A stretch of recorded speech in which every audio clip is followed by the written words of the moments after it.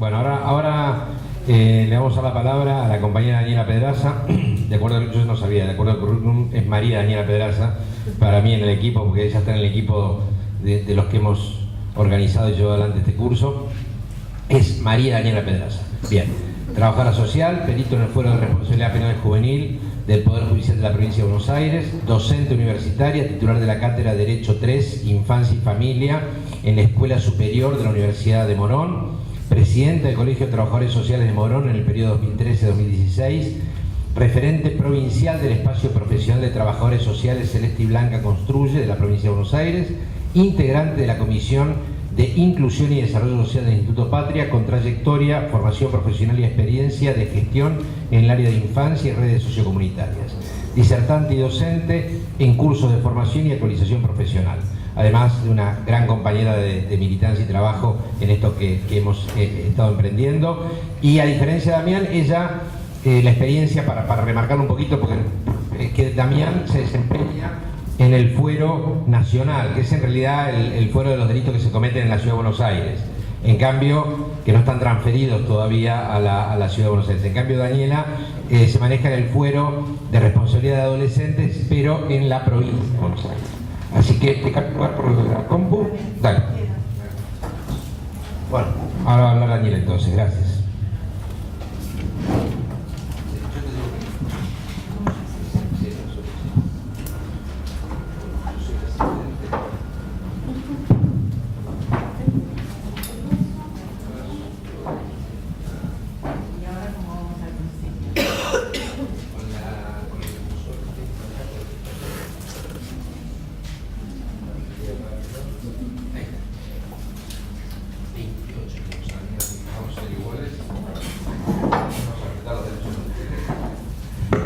Vamos a ver cómo nos arreglamos. Yo les preparé un power que, bueno, a ver, esperen que... Vamos a sacar esto. Me había organizado por si no tenía la computadora delante. Bueno, para mí es... ¿Se ve? Sí. Para mí sí es un verdadero orgullo estar en esta mesa. Realmente agradecida por el espacio y honrada por compartirlo con gente tan grosa.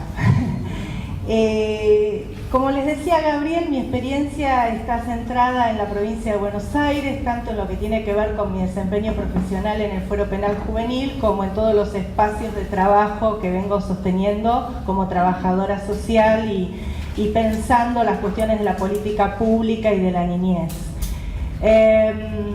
La idea era, bueno, con esta excelente primera exposición que hizo Damián, que nos explicó toda la parte penal, porque soy la única no abogada de la mesa, por ahí pensar un poco cuál es la situación del sistema de responsabilidad penal en la provincia de Buenos Aires. Yo aquí daría para hablar un montón. Me parece que el eje nosotros hoy vamos a hablar de la responsabilidad penal juvenil, pero el eje del problema en realidad es los jóvenes en conflicto con la ley, ¿sí? Y qué hace el Estado, y qué hacemos los ciudadanos, y qué hace la sociedad en su conjunto con este problema.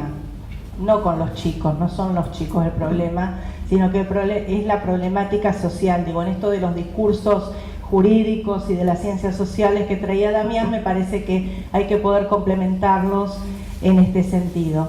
Yo aquí...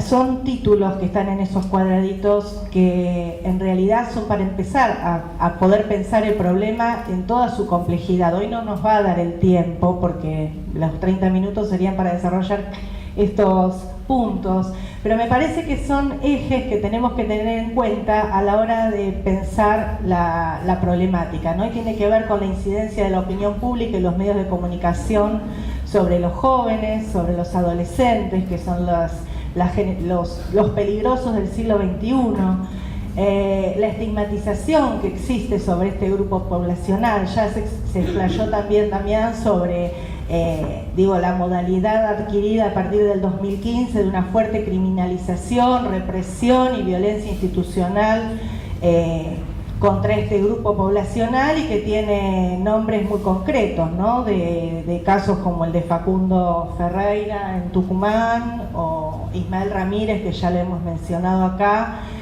y tantos otros que a lo mejor su caso no tomó tanta notoriedad, pero sí tenemos que pensar que son chicos con rostro, con nombre, con historia, con familia. La otra cuestión es los estereotipos que existen según el nivel social, ¿verdad? No es lo mismo pensar un adolescente de los sectores populares que pensar un adolescente de la clase media o media alta. Es cierto que sus trayectorias de vida cotidiana no son idénticas, pero digamos, tampoco está bueno los estereotipos que se forman alrededor de cada uno de ellos. Y otro concepto que me parece muy importante es esto de pensar el concepto de defensa social, que es un concepto viejo, muy arraigado en nuestra sociedad, que para mí es diametralmente opuesto a lo que pensamos como inclusión social, ¿no? El concepto de defensa social tiene que ver con que hay un nosotros y hay un ellos. Se me viene la imagen de Bloomberg en el 2004 diciendo quién cuida a nuestros hijos, como si nuestros hijos son nuestros y los de los otros, no sé de quién son hijos, de nadie. Entonces, bueno, cuando se plantean este tipo de situaciones, las ideas más brillantes y más rápidas que siempre surgen son las de la segregación. Entonces, aquel grupo que se considera peligroso se segrega. El encierro es una de las formas, ¿sí? Y luego la selectividad punitiva que tiene el sistema penal. Basta con recorrer los tribunales, las instituciones de menores para ver claramente que no llega a todos por igual el brazo de la ley. También lo decía Damián, digamos, no tiene las mismas oportunidades un chico con sostén, de nivel económico medio, con inserción escolar, etcétera, que uno que ya ha tenido muchas más vulneraciones de derechos a lo largo de su vida. Así que me parece que estos son algunos ejes que tenemos que tener presentes a la hora de pensar en el sistema de responsabilidad penal juvenil. En la provincia de Buenos Aires, la ley que tenemos es la ley 13.634, que es una ley procesal, ¿sí? Es una ley complementaria a la ley 13.298, que es la de promoción y protección de los derechos del niño. Igual acá hay bastante gente que tiene su práctica en la provincia de Buenos Aires, así que a lo mejor ya... A ver, ¿quiénes son de la provincia de Buenos Aires? Bueno, más o menos, mitad y mitad, ¿no? Bueno, la ley 13.634 es para los niños punibles según la legislación nacional. Y esto de según la legislación nacional está marcado porque hoy por hoy la legislación nacional, la ley 22.278, marca la edad de punibilidad en los 16 años, ¿sí? Fíjense que está redactada la ley de tal modo que si se viniera una baja de edad de punibilidad en la ley nacional, continuarían dando sin necesidad de hacer ninguna modificación. Y la otra cuestión es que es para jóvenes imputados de un delito, es decir, es para jóvenes que han cometido un hecho o están sospechados de un hecho que está tipificado por la ley como delito. Es decir, estar tomando cerveza en la esquina, estar fumando, bueno, lo del porro no sería, no sé, ahí estaría medio raro, pero estar tomando cerveza en la esquina o estar deambulando con gorrita o estar andando en moto con otro, no son razones para que haya una intervención de tipo penal. Bueno, esta ley lo que hace en la provincia de Buenos Aires es crear el fuero de responsabilidad penal juvenil. Esto de crear sería digamos que creamos, porque en realidad fue la reconversión de los tribunales de menores. Los tribunales de menores, y esto fue así matemático, tribunal de menores, uno es de garantías, otro es de responsabilidad penal juvenil. Digo, para que lo tengamos en cuenta, porque ya hemos hablado del patronato y del cambio de la ley y demás, pero cuando hablamos de una reconversión, hablamos de que quienes trabajaron en el patronato de un día para el otro cambiaron de sistema, ¿sí? Y habrá quienes venían pensando en términos de los postulados de la convención y quienes no. Y esto no cambió de un día para el otro. Bueno, se crean todos los órganos judiciales del fuero, Cámara de Apelación, Juzgado de Responsabilidad Penal Juvenil, Tribunales de Responsabilidad, Juzgados de Garantías. el Ministerio Público con defensores y fiscales de responsabilidad penal juvenil, especializados, supuestamente, que especializados pues se dedican únicamente que al fuero penal juvenil, ¿no? Y bueno, ahí también aparece mencionado en la ley el cuerpo técnico auxiliar, que es el organismo en el cual yo me desempeño, que está conformado por trabajadores sociales, psicólogos y médicos, que funcionaría como la asesoría pericial para el fuero. Se interviene a requerimiento de cualquiera de los otros organismos. Esta ley, además de crear el fuero y los órganos judiciales, plantea una serie de principios generales que son los mismos principios que están planteados en la Convención Internacional de los Derechos del Niño y en los tratados internacionales. Esta es una muy buena noticia porque es una ley que se ayorna y se pone en consonancia con la Convención y la perspectiva de derechos. Entre estos principios generales podemos decir que el joven debe ser tratado de manera acorde con el fomento de su dignidad, y valor, que se plantea que el objetivo tiene que ver con que se fortalezca el respeto del niño por los derechos humanos y las libertades fundamentales de terceros, que hay que tener en cuenta su edad, tiene los mismos derechos y garantías que los adultos, más un plus por tratarse de una persona en formación. Promover su reintegración, dice la ley, habría que ver qué es esa palabra de reintegración, ¿no? Y que asuma una función constructiva para la sociedad. Otro de los postulados tiene que ver con la mínima intervención y por el menor tiempo posible, es decir, que no se perpetúen las intervenciones y las causas penales, y aparece la privación de libertad como un último recurso.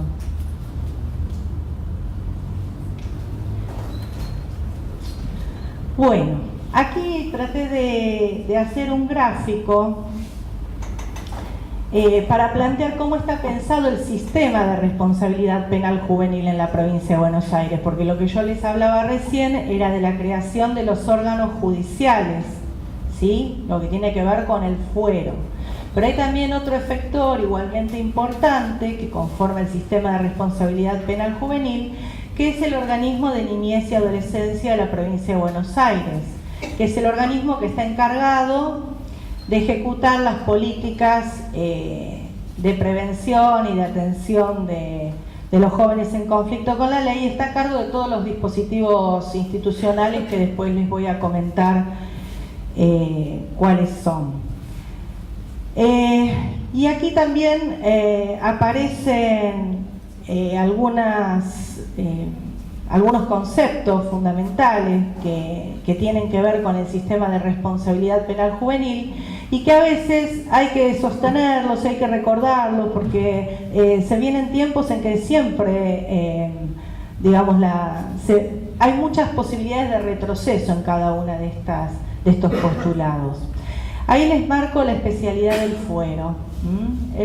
Se ha creado un fuero de responsabilidad penal juvenil con toda este bagaje que contaba Damián sobre, desde el derecho, el entendimiento de que tienen que tener los menores de 18 años un trato diferenciado.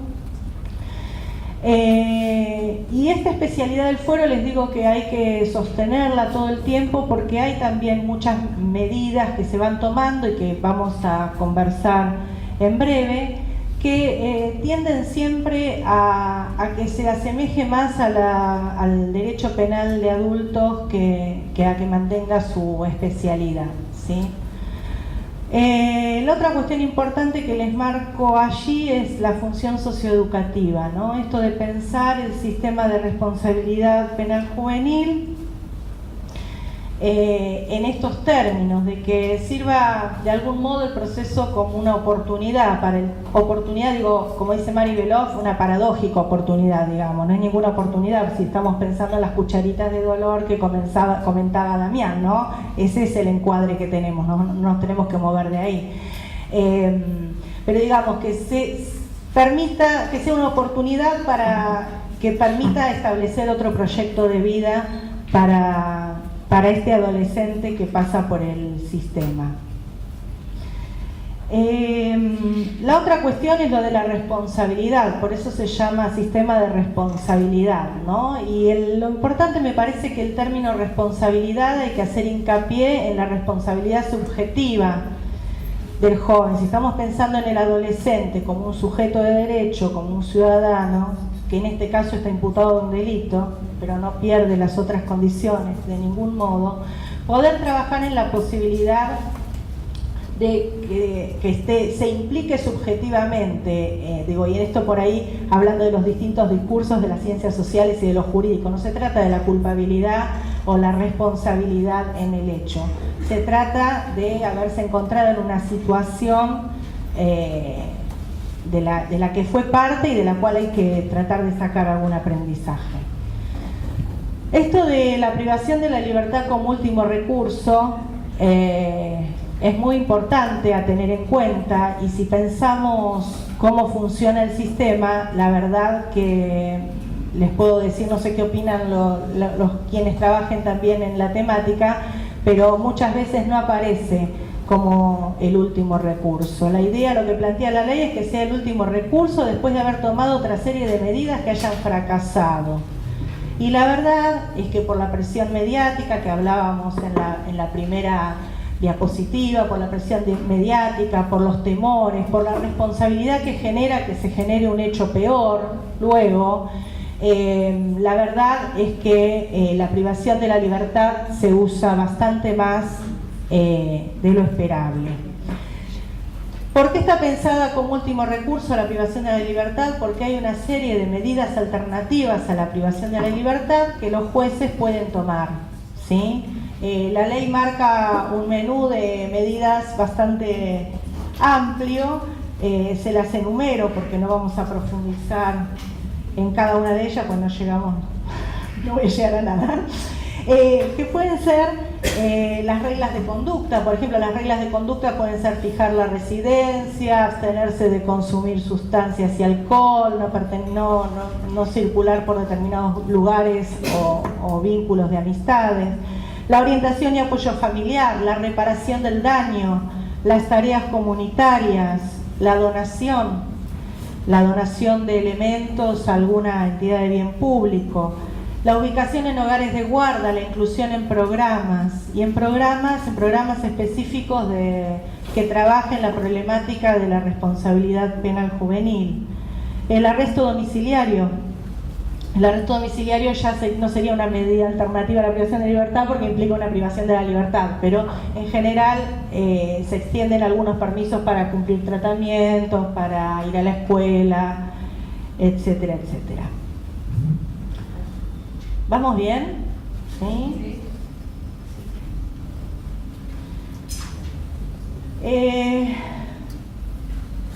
Vamos a volver al anterior, porque acá quería decirles algo. Hay algunas cuestiones que se llevan a cabo en la práctica que la verdad están reñidas con estos postulados que les estoy contando. Por ejemplo, hay una figura que se utiliza mucho en la provincia de Buenos Aires, por lo menos en el departamento judicial en el que yo estoy, que es el tema del juicio abreviado. El juicio abreviado implica que el joven termina haciéndose cargo de la responsabilidad de ese hecho sin que se haya investigado lo suficiente, sin ir a un juicio, y asume una condena de tanto tiempo, y el joven en general lo acepta, muchas veces por poca información, muchas veces porque el mensaje es: de este modo se te va a cerrar la causa, y se está haciendo cargo de un hecho y de una condena. Entonces es una figura que se usa en el derecho penal de adultos y que la verdad que está bastante cuestionada en cuanto a si tiene esta función socioeducativa que estamos pensando para los jóvenes. Y la otra cuestión también, el otro problema, es que aparecen medidas estandarizadas. Donde en el departamento judicial que yo trabajo, la medida estrella son las tareas comunitarias. Por cualquier cosa, tarea comunitaria. Puede ser la rotura de un semáforo, que es un daño, una tentativa de robo agravado, cualquier cosa es tarea comunitaria. pero tarea comunitaria no pensada en términos de tarea comunitaria, de que el joven sepa realmente el sentido que tiene, que la familia lo acompañe, que la institución donde la va a cumplir esté en tema, o sea, haya armado alguna red previa. No, simplemente se entrega un oficio dirigido a quien corresponda, dice así, a quien corresponda, para que el joven se busque en su comunidad un lugar donde cumplir la tarea, y luego tiene que llevar el papelito firmado con la aceptación de la institución. Imagínense lo que puede ese chico o esa mamá o ese papá explicar a la institución de su barrio qué es lo que necesita y para qué, ¿no? Entonces, bueno, hay una pérdida, se pierde una oportunidad interesantísima de poder trabajarlo comunitariamente, de poder trabajarlo con el chico y la familia, y de que tenga un efecto socioeducativo la medida y que no sea un como sí, porque en realidad están cumpliendo con los términos de la ley, pero es como sí. Ni que hablar que la audiencia va a ser varios meses después y la institución ya se va a haber olvidado del papelito que había firmado, etcétera, etcétera, etcétera. Bueno, y el otro criterio que a veces prima mucho, pasa en mi departamento judicial, no sé si pasa en todos lados, es que el criterio es que tiene que ser algo que al chico le cueste. Si sufre, mejor. Habíamos hecho un trabajo muy interesante. Jorgelina era la directora del centro de referencia, creo que año 2012, 2013, de los operadores del fuero, y poder pensar cómo aceitar el tema del funcionamiento de las medidas alternativas, y todo funcionó maravillosamente hasta que el fiscal general bajó una línea de que no, que esto no es así. ¿Cómo puede ser que una medida sea ser incluido en el programa Jóvenes por Más y Mejor Trabajo, y que además vaya al CPA, y que además vaya al taller de no sé qué? ¿Cómo puede ser eso una medida socioeducativa, una medida alternativa? No, tiene que ser algo que le provoque dolor y sufrimiento, como decía Ania. Bueno, podría hablar mucho más de esto, pero no vamos a llegar a donde queremos. Algunos problemas actuales con el funcionamiento del sistema. No es casualidad el color amarillo en la diapositiva, queda horrible, pero está por algo, porque lo que yo creo es que tenemos una ley en clave de derechos con problemas en su implementación, porque ha sido una ley que se implementó en el 2008, no lleva ni 10 años. Pensemos que el patronato tuvo 100 años para instalarse. Con problemas en su implementación, pero que estos problemas se ven agravados y profundizados casualmente a partir de diciembre de 2015. ¿Por qué? Porque, bueno, se instala un modelo de país neoconservador, neoliberal, excluyente, con todas las características que ya hemos mencionado, especialmente en el módulo 3, cuando hablamos de las políticas sociales. Y que, como dice Claudia Cesaroni siempre, prioriza el Estado penal sobre el Estado social. Es decir, lo que procura este sistema es resolver un problema social, que es el de los jóvenes en conflicto con la ley, con una respuesta penal punitiva. Algunos problemas muy concretitos, bueno, el retroceso y abandono de las políticas de inclusión social, ya lo hemos hablado, Conectar Igualdad, programa Fines, programa Progresar, no sé. Bueno, el Jóvenes por Más y Mejor Trabajo, que les mencioné hace un rato, ¿cuál decís? Paca también. En fin, programas que ya no están, por lo tanto, cuando hay que pensar en ese soporte para este pibe, no hay soporte, la verdad, por parte del Estado.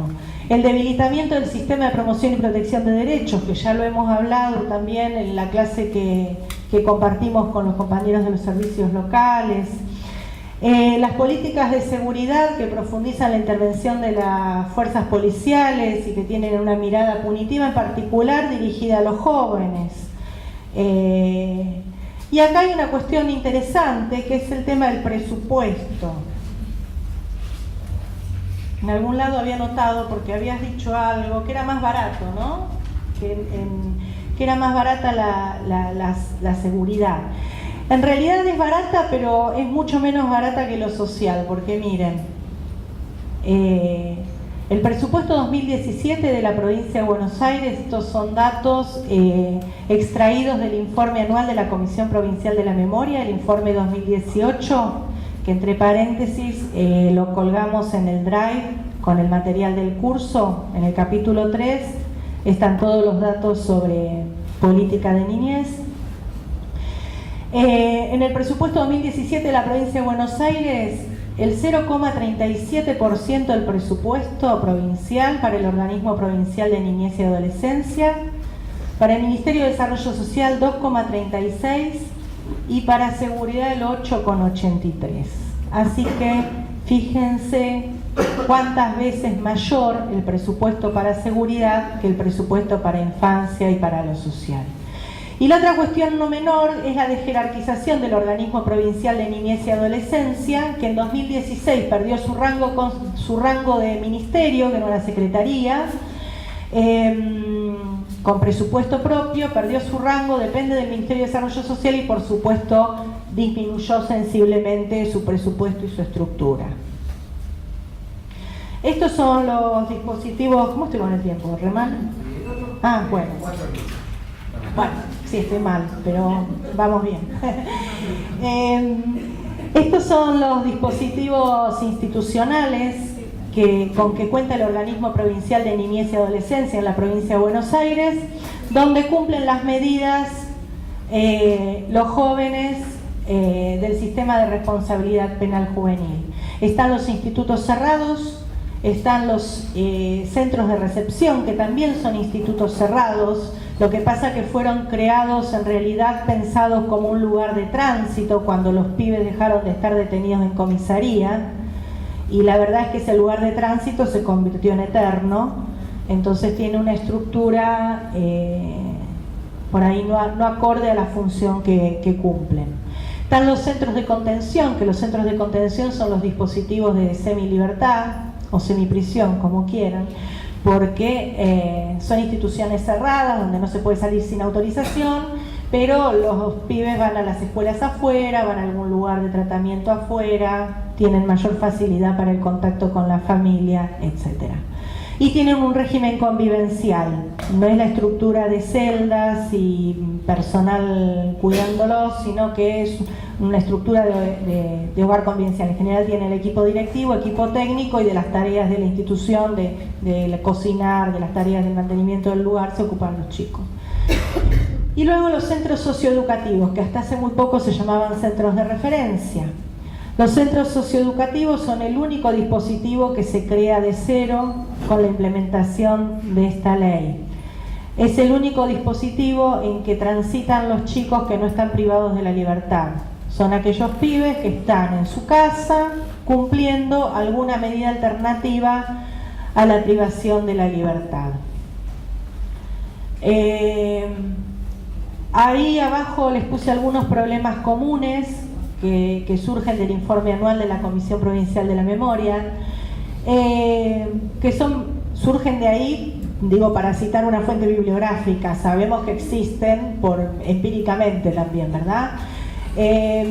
Pero bueno, también hay algunos problemas que hablan de retrocesos en los dispositivos institucionales. Tienen que ver con la sobrepoblación. Ahí van a ver un cuadrito, cuando vean el material, no lo copié acá, pero cómo se va incrementando la cantidad de población en las mismas instituciones, con la misma estructura edilicia, ¿sí? En los años, como del 2015 ahora, se va incrementando bastante. La otra cuestión es la incorporación del sistema penitenciario bonaerense en los centros cerrados. Históricamente, los dispositivos de menores, las personas que estaban a cargo de la atención y el cuidado y, en fin, el control también de los jóvenes, nunca fue personal de las fuerzas de seguridad, siempre fueron los asistentes de minoridad, así era el nombre. Personal civil, con algún tipo de capacitación dada por la misma Secretaría de Niñez. Sin embargo, a partir de Cambiemos, el sistema penitenciario bonaerense está en los institutos cerrados, lo que nos habla ahí hay un neologismo, pero me pareció muy interesante tomarlo, que es la carcelización del sistema penal juvenil. Esto que les decía, algunos de los problemas serios es que la justicia especializada del fuero penal juvenil se va pareciendo a la de adultos y los dispositivos también se van pareciendo a las cárceles de adultos.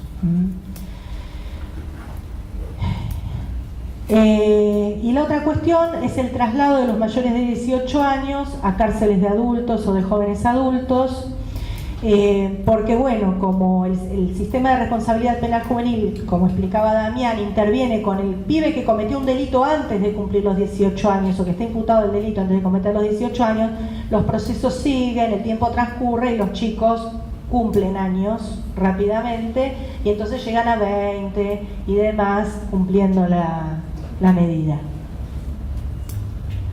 Aquí les traje algunos números. Fíjense, esto es un informe de los adolescentes privados de la libertad en el 2017, ¿se ve? Sí. Si se puede apagar la luz de acá, de allá del fondo, Diego, ¿podrás? Es una de las teclitas. No, esa, ahí está. Aquí tenemos los números con el modo de detención. El modo de detención es el Organismo Provincial de Niñez y Adolescencia, es decir, en los dispositivos que les estuve comentando, 660 adolescentes, que es el 46%, Servicio Penitenciario Bonaerense 427, el 30%, en prisión domiciliaria 240, que es el 17%, y otros, que otros pueden ser comunidades terapéuticas, algún tipo de institución de salud, 97, que son el 7%. Lo cual nos da un número de 1.424 pibes privados de la libertad. Fíjense que 240 están con prisión domiciliaria. Esto se lo dejo para el tema que va a tratar Claudia más adelante, que es sobre la baja de punibilidad. Claramente no tiene que ver en la incidencia del delito y de la inseguridad las cifras de jóvenes infractores que tenemos. Estamos hablando de la provincia de Buenos Aires. Y allí abajo los tienen discriminados por edad. 493 entre 16 y 18 años. Oh, tremendo esto. Bueno, les paso los números. Y fíjense que ahí, total de detenidos 656. Fíjense que está marcado entre 13 y 15 años, es decir, jóvenes no punibles, 35. Hubo en el 2017 35 jóvenes no punibles privados de la libertad. Una palabrita sobre el proyecto de reforma de ley en la provincia de Buenos Aires, que me parece que es algo que tenemos que estar muy alertas. Desde el año pasado, la gobernadora María Eugenia Vidal tiene presentado en el Congreso de la provincia de Buenos Aires un proyecto de ley que, según estuvimos averiguando en estos días, no avanzó mucho, pero vieron que puede avanzar en 2 días, no hay ningún problema, no perdió estado parlamentario, que es un proyecto de reforma de esta ley que les estuve contando, la 13.634. Es un proyecto que, si uno lo lee rápidamente, no dice nada, porque en realidad habla de un cambio por cuestiones administrativas y de aprovechamiento del recurso humano y del recurso económico, es decir, un criterio bien empresarial que ya conocemos, que fue elaborado por una comisión de mapa judicial integrada por esos actores muy poderosos todos que ustedes ven allí. Plantea 3 modificaciones, es muy poquito, pero me parece que son bien contundentes.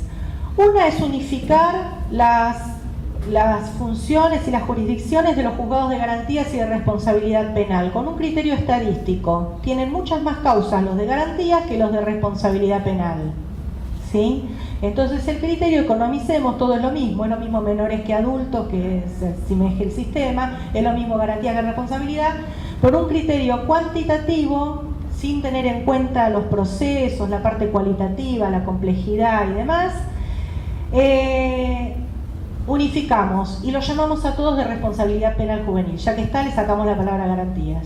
La otra cuestión tiene que ver con que se amplía la competencia de los tribunales de responsabilidad penal juvenil y deja sentadas las bases para que si se viene un endurecimiento de las penas, también esté preparada esta modificación.